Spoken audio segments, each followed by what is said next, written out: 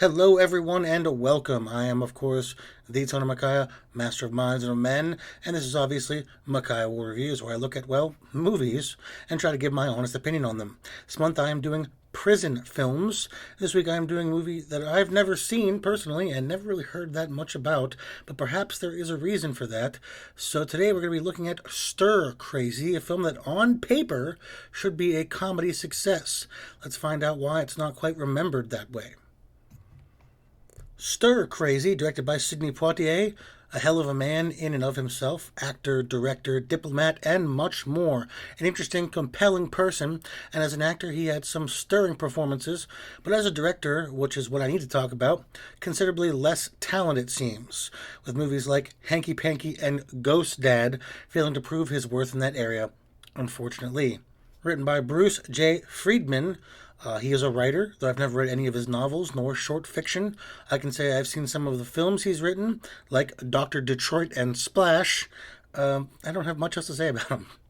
Starring Gene Wilder, one of two legendary actors starring in this film, and a man who has given the world so much joy in so many ways. Willy Wonka is a classic movie and performance. Beyond that, his dry wit was perfect for Mel Brooks in Blazing Saddles and Young Frankenstein. His place in Hollywood history is certainly secured. And Richard Pryor, a legend of comedy, though decidedly less wholesome than his counterpart in this film, the man was no less talented. I'd say he was more well known for his groundbreaking stand-up that dealt with taboo subjects, especially regarding race, and he was a genius at it. One of, I'd say, my top 10 favorite comedians. Potentially, I'd have to really go through that one. He was also in a number of films, some fairly good, like Brewster's Millions or Lost Highway in a bit part. Some, well, were Superman 3. Yeah. Release date for this was December 12th, 1980. What came out the same week? Popeye. Movie that I think the hate for has died down in times that I wouldn't call particularly good. Robin Williams and Shelley Duvall are Popeye and Olive Oyl, respectively, and let's leave it at that. And Nightmare City, also known as City of the Walking Dead here in the States, a paint-by-numbers Italian zombie film. We have plenty of those, but I thought this one was pretty entertaining in that it was genuinely bad, but utterly ridiculous. So it's got that going for it. Going to the plot, we begin in New York City with a confusing montage that does not give us a sense of what kind of film to expect. We meet Harry and Skip, our heroes of sorts. Harry works as a waiter for some rich white folk, or perhaps a catering kind of job, but they don't really know. But he's fired after the cook accidentally puts Harry's very potent weed in the food. It's 65 African ganja, we are told. Skip, playwright and store detective, is also fired after harassing a woman.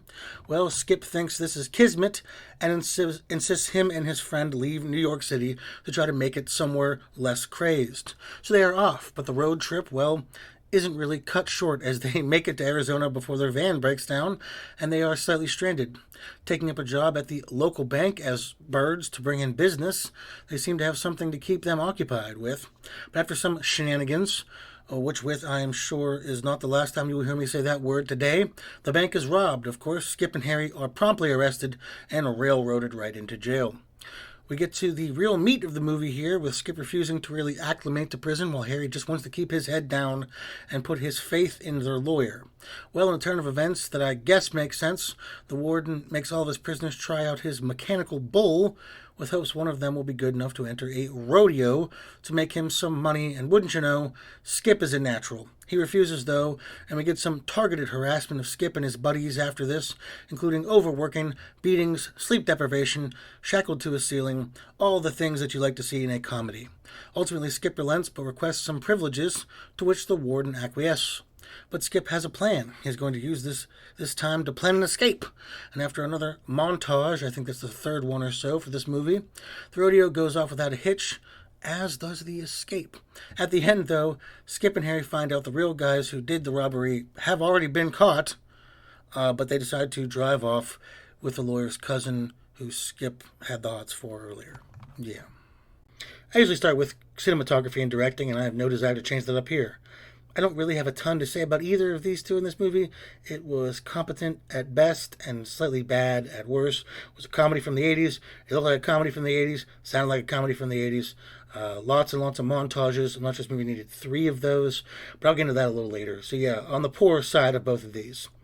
To the characters in comedy, I want to say there were so many people in this movie that are introduced that are unimportant or not seen very much. They throw all these people at you for reasons I'm not entirely sure. I don't even recall mostly all of the names of the people that they were helped out with jail, except for Grossberger, who's brilliant. He's this giant, soft-spoken spree killer. He gets a few notable scenes as well. His introduction where everybody's afraid of him at lunch. And then there's a part where Cuff's trying to break Skip down, so they put Grossberger in his and Harry's cell. And they're becoming friends, playing cards. The rest of them, I don't really know what they're for, except to help out. Even Craig T. Nelson is the head security guard. He has like this plot with his brother, and it doesn't go anywhere. It falls in the background. Such a bloated cast, and it was a shame because when it was Gene and Richard, it was money. They have such good dynamic. They played off each other so well.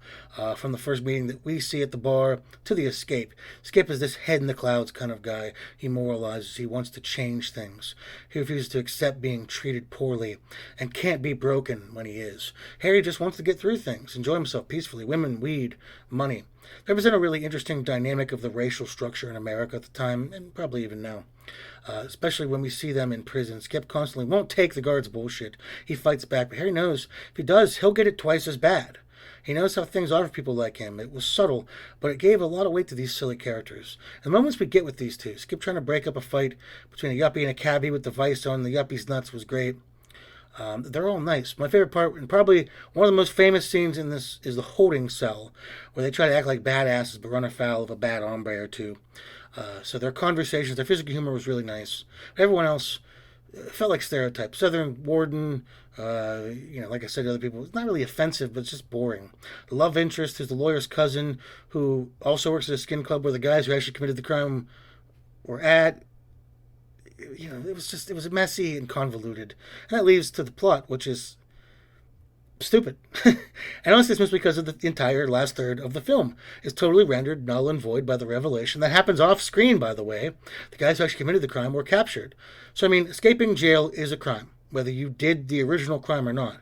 You can't just escape and then they catch the real guys and go, oh, well, okay, I guess you're free. You are now a criminal. You've actually committed a crime. I don't have to like it, but that's the way that it is, and the story makes little to no sense. This isn't a fugitive situation where the bus crashed and he got away. No, this was they planned things. They made things for this. They got other people involved. This is a conspiracy. They are going to jail now because of this. The whole rodeo thing was confusing. Why is this the warden's MO? We never get any real reason. He makes every person in the prison do this after 3 months, ride his mechanical bull. Whatever. It goes to the plot, and we didn't need that, though, because the real guys were going to be captured whether they did anything or not. The soundtrack was bad. Grating, weird, didn't make any sense for this film. From strange, pop tunes to overly loud music to quite often no music at all was what I preferred in this film. A disjointed score for a very disjointed film.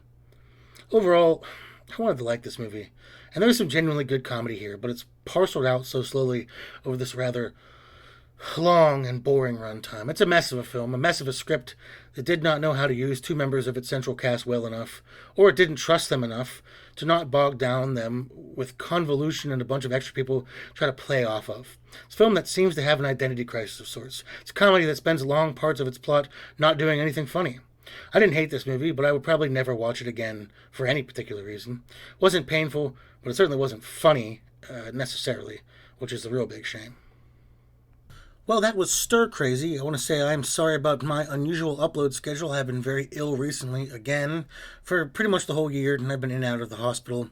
So thank you to any of you, all of you that support me in the smallest of ways just by clicking on this dumb review. But please subscribe, follow me on Instagram under Demon Peaks, and be back next week, or actually just stick around because I'm posting these all on the same day, for The Great Escape.